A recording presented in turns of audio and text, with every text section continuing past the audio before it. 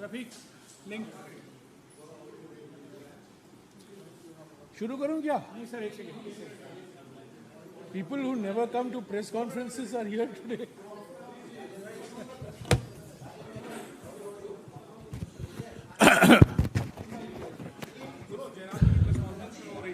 तो साथियों, मैं पहले हिंदी में ब्रीफिंग करूंगा, उसके बाद मैं अंग्रेजी में बोलूंगा। आज करीब 1.5 घंटे के लिए हमारी जो संसदीय रणनीति ग्रुप है, पार्लियामेंट्री स्ट्रेटेजी ग्रुप, उसकी दूसरी बैठक हुई है। जो 20 तारीख को हमारा मानसून सत्र शुरू होने वाला है, लोकसभा का और राज्यसभा का, उसमें जो विधेयक पेश होने वाले हैं सरकार की ओर से, जो मुद्दे हमें उठाने हैं हमारी विपक्ष की ओर से और ख़ास तौर से कांग्रेस पार्टी की ओर से, उस पर लंबी चर्चा हुई। हमारे लिए 5-6 ऐसे बड़े मुद्दे हैं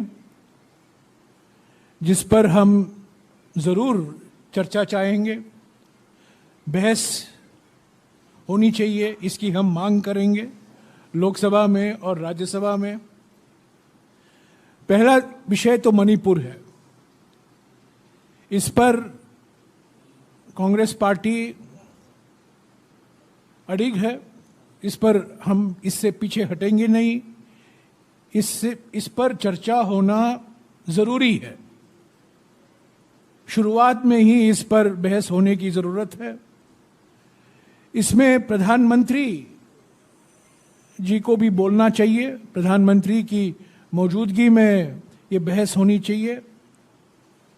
और प्रधानमंत्री को जो हुआ है मणिपुर में, जो चुनौतियां हैं, सरकार क्या कर रही है, केंद्र सरकार क्या कर रही है, राज्य सरकार क्या कर रही है और करने वाली है, उसको सांसदों को अवगत कराएं, उसकी जानकारी दें, बयान दें, स्पष्टीकरण दें, अपना मौन व्रत तोड़ें।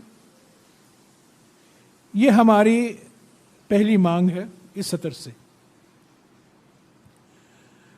दूसरा बड़ा मुद्दा है रेल सुरक्षा। हमने देखा है कि वंदे भारत के नाम पर, इनॉग्रेशन के नाम पर जो कॉम्प्रोमाइज, जो समझौता हुआ है रेल सुरक्षा को लेकर, रेल सेफ्टी को लेकर, और इसका सबसे दुर्भाग्यपूर्ण मिसाल जो हमें देखने को मिला है बालासोर में। इस पर क्योंकि रेल बजट पेश नहीं होता है, रेल मंत्रालय में जो चुनौतियां हैं, जो काम हो रहा है, जो नहीं हो रहा है, उस पर सांसदों को बोलने का मौका नहीं है विस्तार से।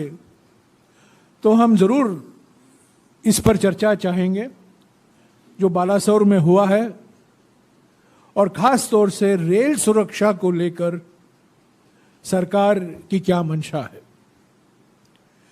तीसरा मुद्दा जो संघीय ढांचा पर आक्रमण हो रहा है, प्रत्यक्ष रूप से मोदी सरकार खुद कर रही है यह आक्रमण। कुछ ऐसे मिसाल है जहां जो व्यक्ति उन्होंने नियुक्त किए हैं उनके ओर से यह आक्रमण हो रहा है। यह संविधान का उल्लंघन है। चुने हुए राज्य सरकारों पर यह सीधा आक्रमण है, मोदी सरकार के द्वारा, राज्यपालों के द्वारा। कांग्रेस पार्टी हमेशा इसके खिलाफ रही है, इसके खिलाफ लड़ी है, लड़ती रहेगी, संसद के अंदर, संसद के बाहर। और ये मुद्दा हमें बहुत महत्वपूर्ण मुद्दा है जो हम पहले ही उठाएंगे। जो संघीय ढांचा, जो फेडरल स्ट्रक्चर है, उस पर जिस तरीके से रोज आक्रमण हो रहे हैं, मोदी सरकार द्वारा, मोदी सरकार के जो नियुक्त किए गए हैं व्यक्ति, राज्यपाल खासतौर से उनके द्वारा, और जो संवैधानिक संस्थाएं हैं उनकी जो स्वतंत्रता है उसको खत्म किया जा रहा है। इस पर हम जरूर चर्चा मांगेंगे। चौथा मुद्दा जीएसटी को लेकर जो अभी अभी जानकारी आई है कि पीएमएलए छोटे व्यापारियों पर भी लागू होगा। ऐसे तो लघु उद्योग पर लागू होता ही है, पर पहली बार हम पढ़ रहे हैं कि पीएमएलए छोटे व्यापारी पर भी लागू होगा। ये हम समझते हैं ये बिना कोई चर्चा किए हुए, बिना कुछ जानकारी दिए गए हुए, ये अपने आप अपनी मनमर्जी से मोदी सरकार ने यह निर्णय लिया है। ये बहुत दुर्भाग्यपूर्ण है।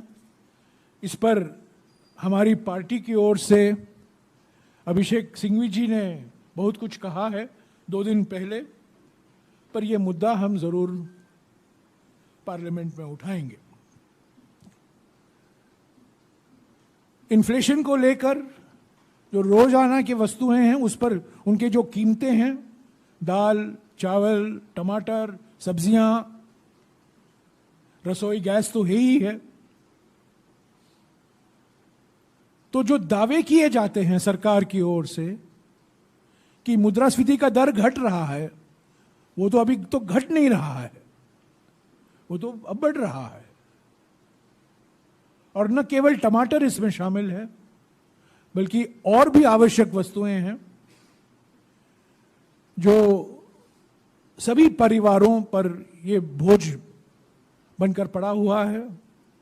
इस पर सरकार की मंशा क्या है, सरकार क्या करने वाली है, क्या करना चाहती है, जरूर कांग्रेस पार्टी इस मुद्दे को उठाएगी। कुछ ऐसे कार्यक्रम हैं जैसे महात्मा गांधी नरेगा है, ग्रामीण विकास के लिए जो कार्यक्रम, जो परियोजनाएं यूपीए के सरकार के समय से लागू हुआ है, उसको कमजोर किया जा रहा है अलग अलग बहानों को लेकर। डिजिटलाइजेशन के बहाने में जिस तरीके से महात्मा गांधी नरेगा को खत्म किया जा रहा है, लोग रोजगार चाह रहे हैं पर रोजगार उनको मिलता नहीं है। ये अजीब सी स्थिति है और ये मुद्दा हम जरूर उठाएंगे। बेटी पढ़ाओ बेटी बचाओ, प्रधानमंत्री कहते रहते हैं, मंत्रिमंडल के मंत्री भी कहते रहते हैं, पर जिस तरीके से एक बीजेपी सांसद पर आरोप लगाए गए हैं, उन पर कोई कार्रवाई नहीं हुई है, जिस तरीके से महिला पहलवानों के साथ दुर्व्यवहार हुआ है दिल्ली पुलिस द्वारा, ये हमारे सारे समाज पर एक कलंक है। और ये मुद्दा भी आज विचार में आया और हम जरूर इसको लोकसभा और राज्यसभा में जरूर उठाएंगे।